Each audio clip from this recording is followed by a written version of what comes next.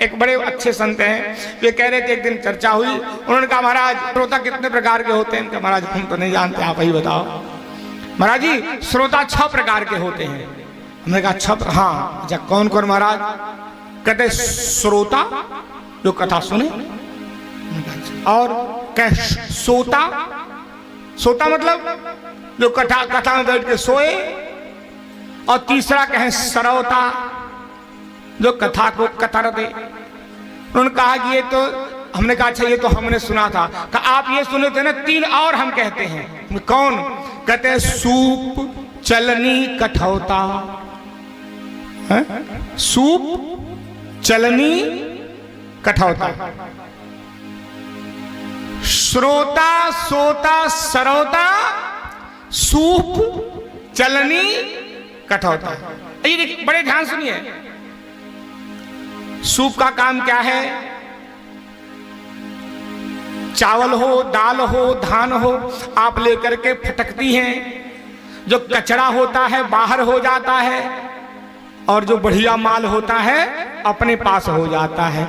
तो जो श्रोता कथा सुनते समय जो बेकार की वस्तु आवे उसको निकाल के बाहर फेंके, और जो काम की कथा हो उसको अपने अंदर समेट ले, वो हो गया सूप।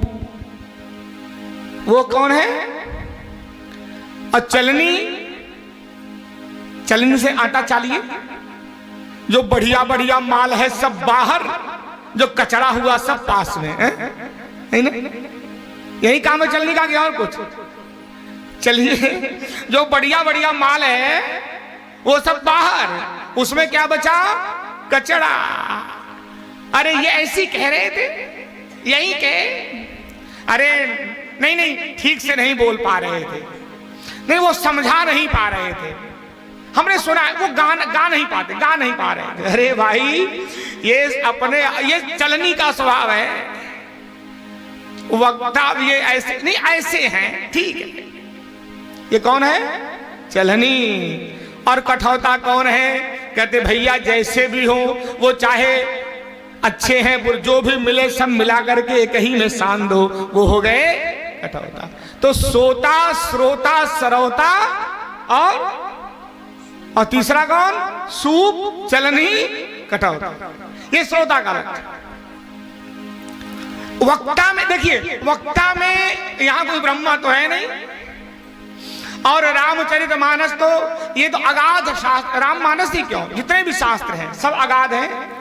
वो तो गुरु की कृपा होती है, मंच पे भगवान की कृपा होती है, कुछ बातें कही जाती है, और आपके पास श्रद्धा होती है, आप उसमें से अपने काम का चुन लेते हैं सूप की तरह, और नहीं तो फिर चलनी की तरह झाड़ देते हैं।